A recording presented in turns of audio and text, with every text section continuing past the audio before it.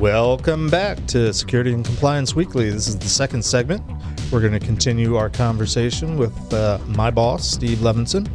But first, a couple announcements. You can go to our website, register for Security Weekly webcasts, securityweekly.com, find the tab, and across the top for webcasts, drop down, and you can register for the upcoming webcast. We're done for this year, but coming up next year, our first webcast in January is going to be with the RSA conference. So register online for that. Also, we have all of our previously recorded webcasts available, and you can always go back and watch all those and get those CPE credits. And speaking of RSA conference, attend RSA Conference 2020, which is going to be February 24th through 28th, and join thousands of security professionals, forward-thinking innovators, solution providers, and a few of us as well. 5 days, actionable learning, inspiring conversations, networking, drinks, cigars, parties, all that. Go and register by January 24th. You get $900 off the full conference pass, but you can save an extra $150 by going to securityweekly.com/RSAC 2020. Use our code to register. All right, let's get back to it. So do we want to keep talking scope or want to shift gears a little bit? I want to shift the gears a little bit. Let's do it. We talked a little bit about scoping. I'm curious, Steve, when you're out talking to clients, and obviously, Jeff, you have a lot of input here as well, as what are some of the big challenges you see across your client base today? Where are some of the big challenges for them right now? I think there's a few areas. I mean, one is really creating business as usual, sustainable security, right? If I use PCI as an example, we'll come in, we'll get across the finish line, everything looks great, they're PCI compliant. We go away, come back and assess them again the next year, and things have slipped through the cracks. And I think part of it is just trying to improve how we actually bake that security into things we do every day. I mean, it's part that, it's part trying to make sure that security is infused into proper change management, or just keeping one's ear to the track as far as changes out there to threats in the landscape. Yeah, I think one of the big challenges, I'm going to make this statement, and I might get some pushback from my co-host for a second. Some people think we're ready. Some people think compliance is a point in time.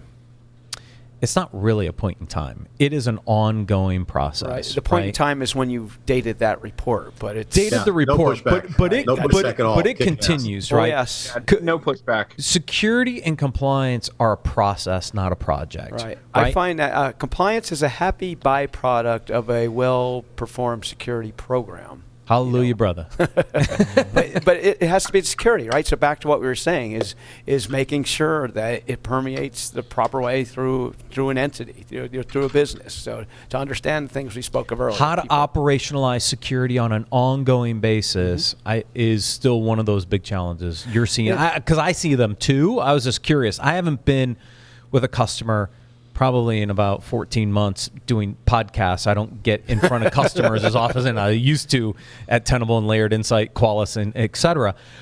But that was always something I saw was a big challenge, right? Is people figuring out how to operationalize security for that ongoing change in the environment, and how do you stay up to date, keep a valid inventory, make sure all your controls are in place. It's still a big challenge today. Yeah, and if you talk about the entities that are less mature, right? Because we work with a lot of startups, and they're so busy just trying to make the business work. Let's build out the technology. Let's spin it up in AWS. Let's make this thing happen. And maybe they built a little bit of security into it, but they didn't build any of the maturity that one would expect, having the documentation and the build standards and the processes and all of that. And it's an afterthought. And a lot of times it's because maybe they don't, if it's a smaller company, they don't have a security practitioner on staff. Or even if they did, we all know what we just know as one individual. It's hard to have somebody who knows everything. So a lot of times I think it opens itself, and I think as the industry becomes more specialized, it'll open itself to where one maybe should bring in a consultant from time to time when it makes sense, just to have that additional wisdom sit at the table at a fractional basis. Yeah, so is that an offering Online provides to their customers? Say, look, I'm going to come in, I'm going to scope this assessment, I'm going to do this assessment at a point in time.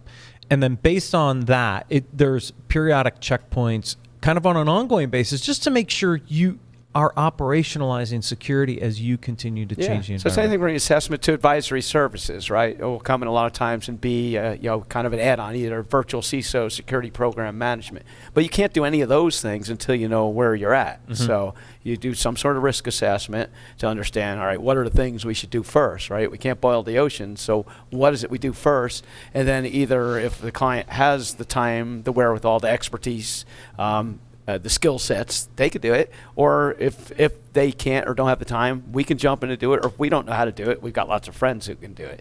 But it's really about just building a whole community to be able to help our clients get to a better place. Yeah. But I think part of that problem goes back to the prevailing belief that security is either not my problem, done by somebody else, somebody's got it, I don't want to worry about it, I don't want to think about it. I mean, it's all related, and it all goes back to you mentioned it earlier. In terms of the compliance, it's a project that ends rather than an ongoing thing. A lot of people think that security or compliance is a state that you get to, where it's not really a state. It's a process of being. I like to say security is a verb. It's something that you do. Right. It's not some place you get to and say, okay, we're good for a year. Right. You're never done. We'll see you next year. Right. Exactly. I mean, that's a huge challenge, and obviously one we're trying to address on this show, of that operational side. So that's a big challenge. What are some of the other challenges you see in your client base? I think to kind of go along those same lines, right, is to find the right, whoever it is representing security. So either a company has that security practitioner, be it the CISO, security director, or someone wearing the lovely security hat, or they bring in outside help, whatever it is. I think the key thing is being able to resonate with the business, right? It's not about IT, it's not about security, it's about business. The business is always going to have the wild card. That's what businesses are in business to do, right? It's up to us as security practitioners to help businesses do business in a reasonably secure manner, right? But in order to do that, you have to be able to talk to the business at a business level. You can't be talking about firewalls to the CEO. You need to talk about, well, here's some things that could happen, and this could damage the brand if we don't do this. Here's some of the risks. And then on the way down, right, as you're moving down the stack towards the more technical people, then you can talk more technical. But whoever is representing security has to understand, like everything we've done all our lives, know your audience, right? Know who you're talking with and understand how to bring security into that conversation in a way that resonates with your audience. Otherwise, it's just going to go in one ear and out the next. They're going to be like, yeah, okay, whatever, and move on. Right. So yeah. I think some of those are the bigger challenges. Jeff, you've been working with a few clients in the last couple of years as well. What sorts of things have you seen?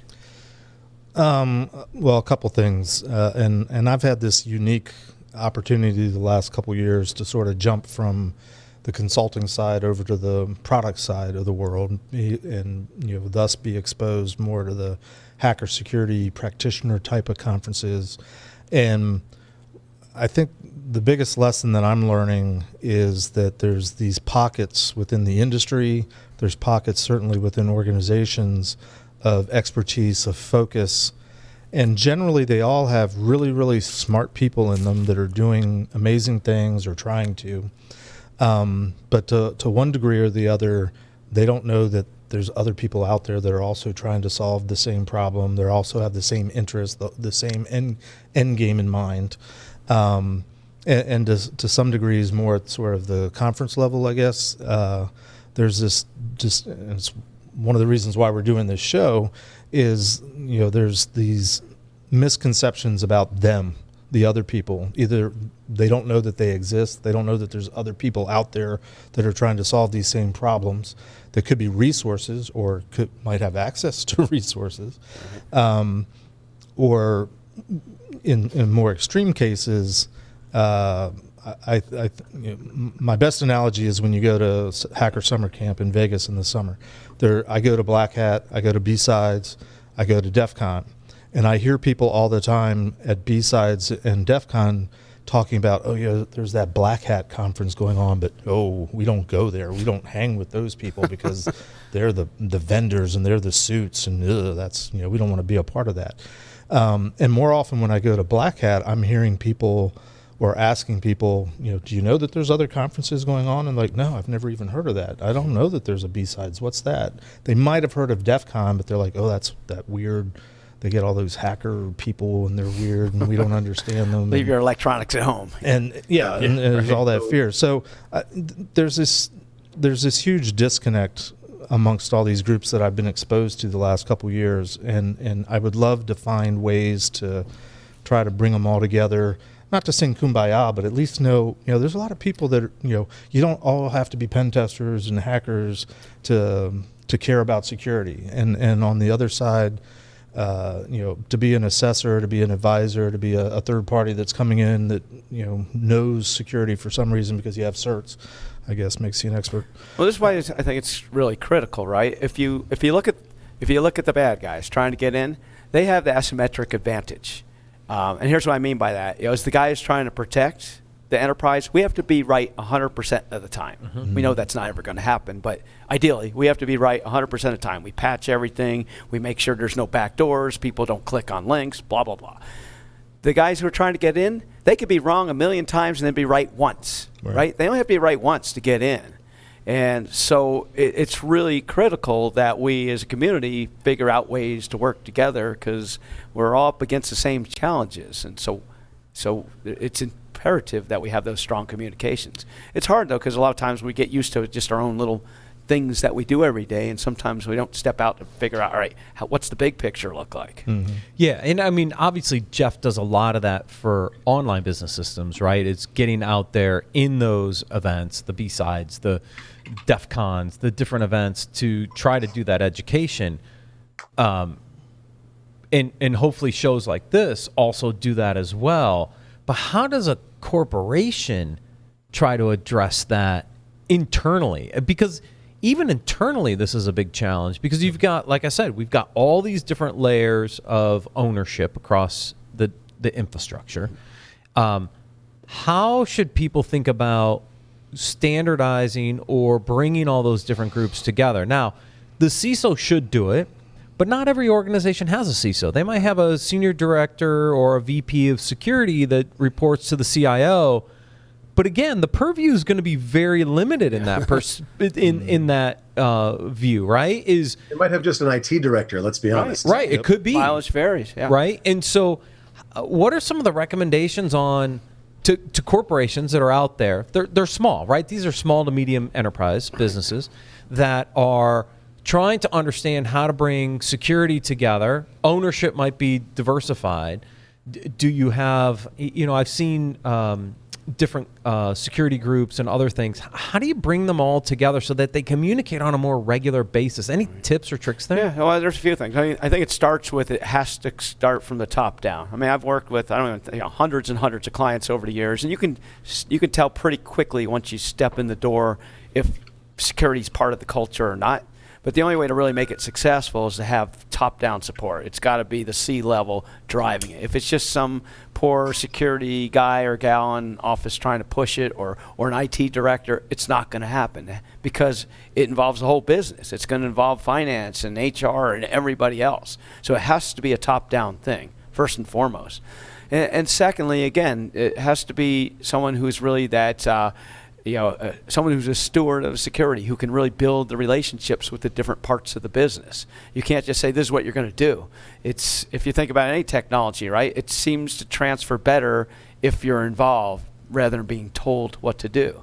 So it could be creating working groups to say, hey, here are some things. Let's figure out the best way to do it. I mean, it's really no different what we do with our clients. We may, for example, hopefully, know PCI better than any of our clients are going to know it. But they're going to know their business, their technologies, their people, their skills, their processes better than we ever will. So it takes that team to kind of do it. And it's no different within an organization.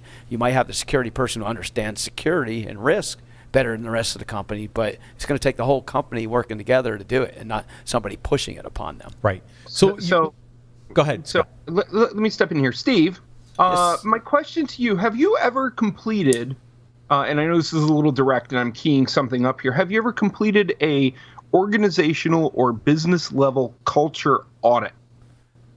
I guess not one where I produced a report. Right. Culture is kind of interesting. Is that a formal thing? What are you keying up? So it's interesting because everything that we're talking about right now happens to be based in the culture of the organization, and performing a culture audit, right, to understand the effectors and the outcomes of an organization will really help to define who are key points in the organization, how those key points are affected, and what moves things forward, right? So as we sit back and we say, the CISO is responsible for this, the director of security is responsible for this, how does it add into the team, how does it add into the business, right? A culture audit might be a route that companies want to go in trying to figure out, does this fit with what we're doing? Right. And that leads directly back to scoping, right? Well, you can't it scope leads a to project. motivation Go ahead. to get this stuff done. It leads to motivation to get this stuff done. Yes. It leads to, Steve, you mentioned it yourself. If you don't want to push somebody into doing security and compliance, you need to make sure they have the motivation, whether it's top down, the executives kicking them into gear or something, but the motivation to actually perform the security, perform the compliance, and do it voluntarily rather than, you will do it this way, which is not at all what Jeff sounds like, I promise. And only maybe sometimes on Thursdays. Well, I have certainly had many customers, especially in the early days, where it was like that. I would be brought in working with the security people, whether it was a director or whatever, and they were like, damn it, I'm responsible for security, and I'm going to tell everybody what to do, and everybody hated them. I wanted to flip that and put a question to my boss a different way, because you're in there with the customers at the higher level, meeting with the mucky-mucks and selling the services. I'm there delivering them. What I'm curious about is, in terms of what we're talking about, how do you begin to approach, getting that broader view, that broader perspective, the access to the culture, when maybe this is changing, but historically we were brought in for PCI assessments by internal audit. And everybody at the company hates internal audit, and they were a compliance stepchildren, group, and nobody wanted to deal with them because they're the ones that are pushing out all these questionnaires and telling people they have to do stuff. And the attitude from the practitioners has always been, or typically was, you're representing them. I don't want to talk to you. I don't want to deal with you. You're keeping me from my day job. I mean, I know how I handled it at my level, but how do you approach that? No, you handle it the same way I do, because I know you well enough by now. And I think part of this is building those long-term relationships, right? We've all been audited, right? And when you're audited, what do? You just answer the question, and you probably just nod your head. You don't give any additional information away, because anything you say can be and probably will be used against you. Yep. So you got to get people to soften up, so ultimately they let you rub their belly, open the kimono, whatever term you want to use for it. So it's telling jokes. I've worked audit with court. New idea for a show. Audit court. But a lot of times I wanted to rub the belly show. Yeah. So the evidence says that you said that you checked the firewall logs, but the evidence says otherwise. 3 years in the sock for you, mister. That's right. Trust but verify, grasshopper. But I think it's a key thing to build those trusted relationships. We are here to help our clients. And you could, if I use PCI as the example, right? You can look at it as an audit. There's plenty of auditing companies that build PCI into what they're doing. Hey, we'll do a SOC 2 and a PCI assessment. That's not our approach at all. We are here to help our clients. A lot of times I'll say, hey, we're here to prevent an audit from taking place, which could happen if there's a suspected breach. So let's work together on this, right? But I think if you take that approach, we take a lighter approach. We try to build the relationships with our clients. Some of us will crack jokes. I mean, I'll do that, or tell puns, or use analogies, or whatever. We all have our own shtick, but it's whatever it is, it gets to a point where you can earn that trust of your client, right? If you can get in that trusted advisor seat, then A, you can add value, right? And then B, hopefully it turns into other business or other relationships, because there's actually a real relationship that's there. Yeah, because PCI, some people will use PCI as a kind of a point in time gateway drug. Right. And it is. It's like point in time, you get your thing done. Okay, see you later. As a consultant, that's not what you want. Right? You don't want that one and done scenario. Right. You want to build a relationship. You want to build an ongoing set of services to really benefit the customer at the end of the day. So you don't want to treat it as a one and done. There's a lot that will treat it as a one and done. Oh yeah. There's a lot of people who are looking for the short term. Ongoing recurring revenue from his drug dealing clients. I mean, I need my PCI fix. The first check is on us. We have the free box in the middle. Just we kind of do the same thing with interviews. First one's free, the next one you pay for. Yeah, but I think all those things make the difference. And again, once you're in that trusted advisor seat, you can give all sorts of security advice. Because I've got a lot of friends who are CISOs, and it's just them doing what they do. They still want to bounce their thoughts and ideas off of somebody else. And even if we're not doing actual work with them, it's nice to have that relationship. Because, heck, I'd say a third of what I learn is from our clients. A third of what I learn is from the people I work with, even Jeff sometimes. And a third of what I learn is just from reading things and whatnot. So it's important, right? Yeah, and when you think of the longevity of a CISO, average 18 months, right? Building a relationship is important at the CISO level because you're doing a consulting service for them today. In 18 months, they're going to be somewhere else. And they're probably going to need some help. So you want to build that relationship so you can go help them in their next role, right? Right. Yeah. Let me ask another question, or the same question a different way. So I didn't answer it the right way the first time. Well, no, I guess not. I mean, it all works together. There's sort of a mantra within our practice, and I don't know where it started, but we talk about, you described it somewhat earlier in a different way, but we talk about trying to help our customers make risk-based decisions. Mm-hmm. Can you expound on that a little bit? Sure. Again, so this has, whatever security we're doing has to align with the business and the business climate and whatnot, right? For example, you don't want to spend $5 million protecting $5 worth of data, or vice versa. You don't want to spend $5 protecting $5 million worth of data. So you want to be able to make those, security, it's gray, right? It's not black and white. Anything we do is how good is good enough, because it ain't ever going to be perfect. So what's perfect enough for what we do in the security space? A lot of times, the way I'll kind of frame it up in layman's terms is, hey, if we had to get in front of a jury to explain our thought process as to why we made these decisions or how we came to this, do we have solid ground to stand on? Did we give it good thought? Do we apply proper due diligence? Because there's a lot of companies, think about in the past, they'd like, don't tell me la la la la, sweep it under the carpet. You don't see that anymore. Thank you very much, Target and others who have been unfortunate. It's one of those things that is now expected at the boardroom, right? So, but I think a lot of times it's back to resonating with the business, right? What is it that makes sense for the business? Right. If you can protect revenue, protect brand, customer retention, those are things the business understands. And if you can parlay security and compliance into those business terms, revenue, brand, customer retention, right? And I think that's one of the big challenges we have traditionally struggled with in the security side is we think about vulnerabilities, we think about incidents, we think about malware, et cetera, et cetera. We think too much in the weeds. But how do we parlay that into, by doing X, Y, and Z, you're going to maintain or grow revenue, you're going to maintain your customer retention rates, you're going to protect the brand. That's still a challenge. And if you can truly broker that at the executive level as a consultant or as a vendor in general, I think your ability to expand scope within a client is way better, right?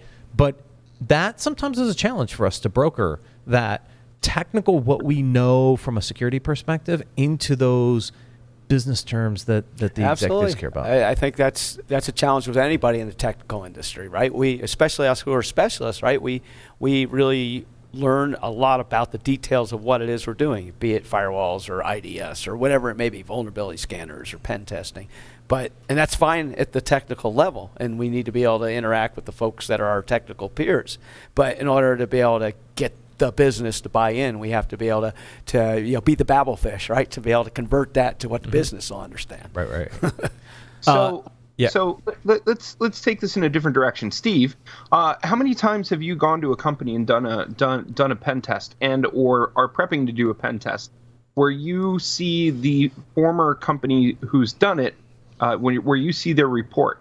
right? What are you telling clients that they should be doing if you find more on the same systems?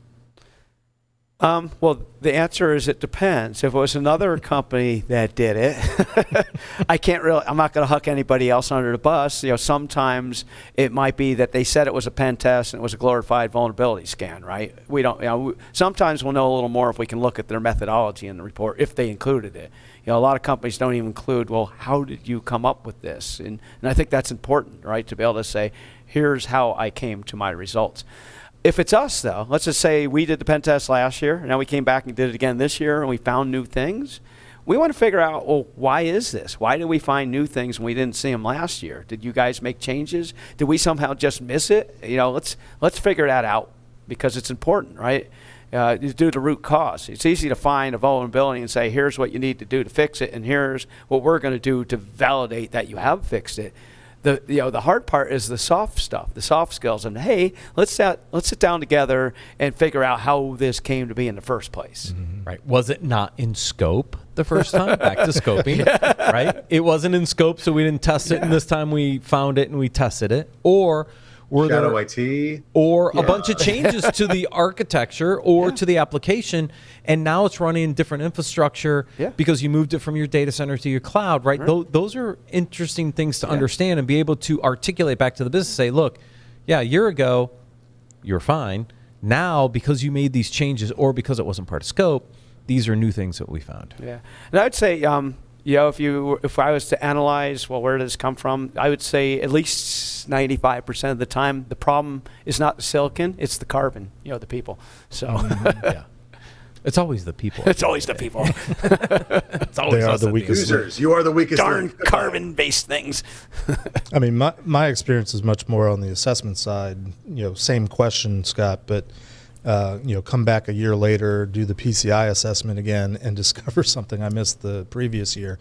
I mean, I always try to caveat with my customers. Look, I'm pretty good at this. I'm practiced at turning over the rocks and getting people to spill the beans and show me all this stuff in the closets, but I never believe that I've seen everything. And I've had too many experiences where you come back a year later, and I had one customer for 6 years, and I think it was in the 6th year, I just was asking a question amongst a group of people that I'd talked to previously many times, and I just asked some, is there anything else type of question? And all of a sudden, some light bulb went off, and somebody came up with, oh yeah, there's this thing over here, which was this whole aspect of how they were taking credit cards that nobody had ever evaluated before. Nobody had ever thought of it before.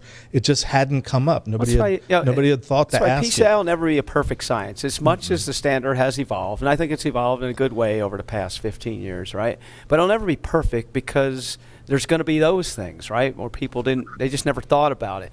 It could even be, because going back to some of your experiences, Jeff, the exact same thing. Maybe there's a new person in the role and they answered the question differently. Maybe it wasn't even answered correctly. Right. Maybe there were some changes that they were not aware of. Maybe you asked the question a little bit differently. Yep. There's all these factors that come into place as to why is this a problem now when it wasn't last year. Yeah, and I think PCI, I think all regulatory requirements have a challenge in keeping up with modern technology and the new risks and therefore the new controls that should be applied to try to mitigate those risks. I mean, the industry's moving so fast, right? As we move stuff into cloud is one thing, right? Where if I move from a data center to infrastructure as a service, they're pretty equivalent, right? I mean, it's still a dedicated host. But now I take a data center and I move it into a SaaS or a platform as a service. What you assess for is completely different. I think it's hard for the regulatory frameworks to stay up to date with some of the technology changes and then how to look at appropriate controls in a regulatory standard to deal with that. If you think about policies, standards, procedures, you're right. Technology is evolving so much more quickly than anybody can document them. Yeah. I mean, look at PCI 3.2. If you look in the standard, the word cloud isn't even in there. I mean, some of those changes are coming, I think, in 4.0 where it's catching up to the technology, but standards and policies and procedures are always going to lag behind technology because it's evolving so quickly. So evolved so fast. And therefore, because it's evolving so quickly and security is just trying to hang on and keep up with it, Well, yeah, we have plenty of job security in our jobs trying to secure all this stuff. But I think from a PCI perspective, I think that's one of the beauties of PCI and one of the biggest misconceptions about PCI, in that a lot of people say it's not keeping up with the technology. But if you look at it as a security framework, and here are our objectives, here are things you need to do in a healthy security program, the technology is almost inconsequential, because you need to do these things. The question that needs to be answered, which PCI doesn't prescribe, is how you do that for a specific technology that you're using. What PCI asks for is that you have a standard and a method and a procedure for doing it with the technology that you're using. But that gets lost a lot because people just, just tell me what I need to do with this. Right, because it's back to that checkbox. Yeah. Discussion in some respects. And it's the mentality right? that it's a checkbox. Right. Yeah.